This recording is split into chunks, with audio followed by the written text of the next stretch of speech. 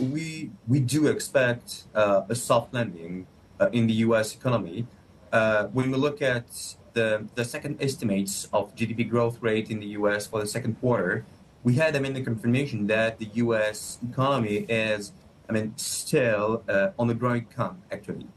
There is no reason to see the U.S. economy plummeting in a third and a fourth quarter of this year, and we do expect a growth be above, the 2% level in 2024. So far there is absolutely no, hard landing in the U.S. When you look closely at the monthly data, the high frequency data, there is no signal that are telling us that the hard landing is in front of us. The soft landing is the most likely scenario in the short and in the near term.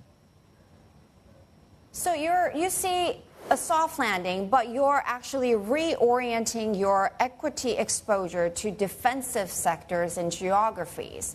Number one, why? What are these markets and which sectors are you going in?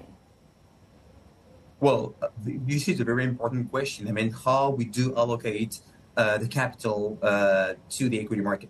The point is that we need to bear in mind that within Natixis, we are allocating both in Europe and in the US.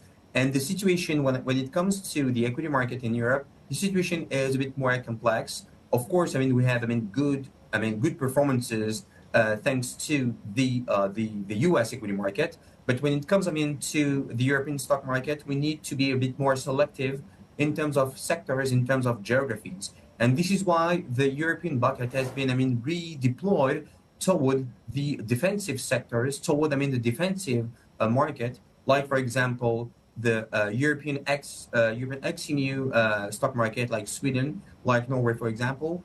These two markets are more defensive. It's like the UK. These geographies offer a defensive bias in the portfolios. So this is the first thing that we did when it comes to this reorganization of the portfolio, because we want to be still exposed to the equity market. We do believe there is still room for improvement, but we want to inject a more, let's say, defensive bias, especially when it comes to the European stock market. In the US, we continue to be exposed. We continue to be exposed to all the sectors of the US stock market, simply because, again, there is no hard landing in the pipeline, and the Fed is about to deliver. So it's a kind of Goldilocks scenario that there is no reason to lower our equity exposure in the US.